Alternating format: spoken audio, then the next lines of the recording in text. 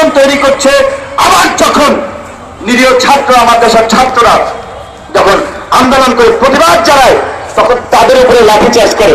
তো আমরা মাননীয় প্রধানমন্ত্রীকে বলতে চাই, বাংলাদেশ তো কোনো একেবারে ইরানের মতো কোনো ইসলামী বিপ্লবের দেশ না।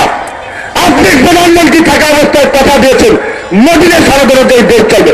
তো এখন আবার আপনার সরকার বিভিন্ন এম্বাসি, বিভিন্ন আন্তর্জাতিক সংস্থাগুলোকে কেন মেসেজ দিচ্ছে যে বাংলাদেশে মৌলবাদের উত্থান হচ্ছে? এজন্যই আমি জুনায়েদ সাকি ভাইদের একটি প্রেস ক্লাবে একটি শাহবাগে একটি সমাবেশে বলেছিলাম, ধর্মভিত্তিক রাজনীতির ক্ষেত্রে কিংবা সাম্প্রদায়িকতার প্রশ্নে এই সরকার কনের ঘরের মাসি, বরের ঘরের পিসি। অর্থাৎ এই সরকার মুখে অসাম্প্রদায়িক চেতনার কথা বললো, তারাই ক্ষমতায় থাকার জন্য সাম্প্রদায়িকতার বীজ বাষ্প ছড়াচ্ছে সারা বাংলাদেশে। আজকে একজন মন্ত্রীর কাছ থেকে হুমকি শুনতে হয় যে ঘাড় মুটকে দেবেন। কত বড় হিংসা হলে একজন উপমন্ত্রীর মুখ থেকে এ ধরনের কথা বের হতে পারে? আজকে মাদ্রাসা ছাত্রদেরকে কোন ধরনের তথ্য প্রমাণ ছাড়াই নির্বিচারে জঙ্গি তকমা দেওয়া হচ্ছে। সাধারণ মানুষকে যারা সরকারের বিরুদ্ধে প্রতিবাদ করছে, আজকে যারা আমরা রাজপথে আছি, তাদেরকে জামাত শিবিরের এজেন্ট বানানো হচ্ছে, জামাত শিবির বানানো হচ্ছে।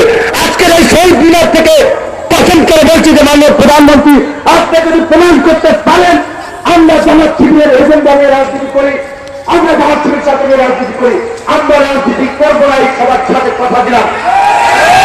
আপনারা দীর্ঘদিন ক্ষমতায় থাকার জন্য বাংলাদেশকে বিভাজিত সমাজে রূপান্তর করেছেন, বাংলাদেশকে একটি সাম্প্রদায়িকতার সংঘাতের দিকে ঠেলে দিচ্ছেন। সেই আপনাদের উদ্দেশ্য হাসিল করার জন্য যাকে তাকে ত্যাগ দিচ্ছেন, তার বিরুদ্ধে মামলা দিচ্ছেন। এই পথ থেকে যদি আপনারা সরে না আসেন, আপনাদের পরিণতি ভয়াবহ হবে, কথা দিলাম।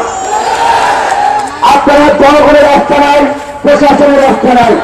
আজকে যে মাওলানা ভাষণের দুটি বড় বড় এখানে ছবি রয়েছে, আমার ডান দিকের ছবিতে যে লেখা রয়েছে যে দিল্লির জিন্দির ছিন্ন করেছি, দিল্লির দাসত্ব করতে হয়, কিন্তু আপনারা এটা অবগত আছেন যে বর্তমান সরকার দিল্লির দাসত্ব থেকে ক্ষমতায় আছে।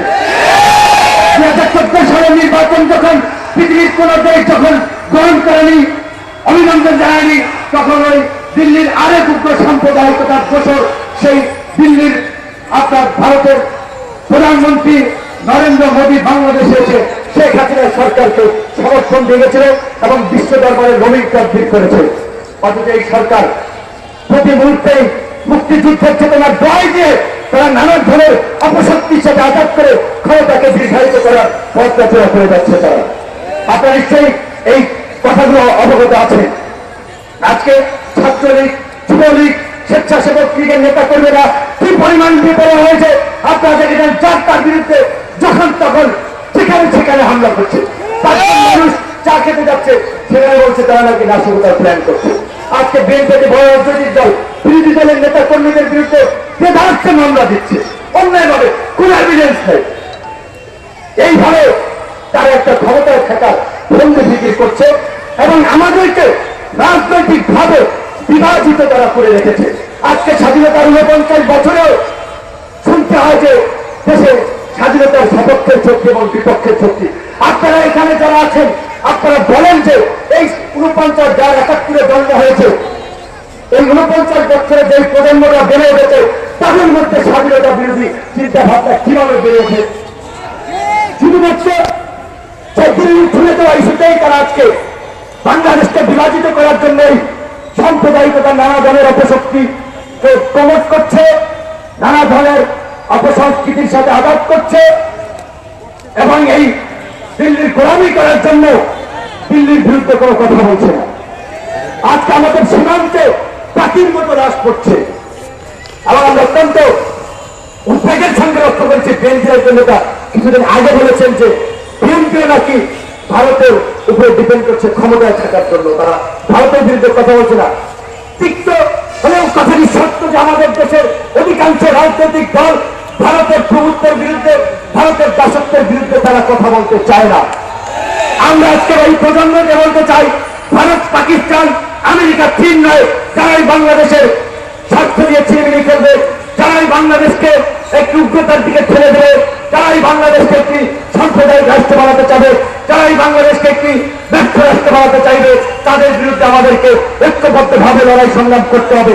এবং মাওলানা ভাসানী সেরকম একজন নেতা ছিল, যিনি বিভিন্ন সংকটে নেতৃত্ব দিয়েছেন, বিভিন্ন অপশক্তির বিরুদ্ধে সবসময় সোচ্চার ছিলেন। আমরা আজকে এই গণতন্ত্রহীন বাংলাদেশে যখন সমগ্র জাতি একটি দুর্বিষহ সময় পার করছে, সেই সময় আমরা খুঁজে পেয়েছি আমাদের জীবন্ত ভাষায় আমাদের ডক্টর জাফরুল্লাহ চৌধুরীকে।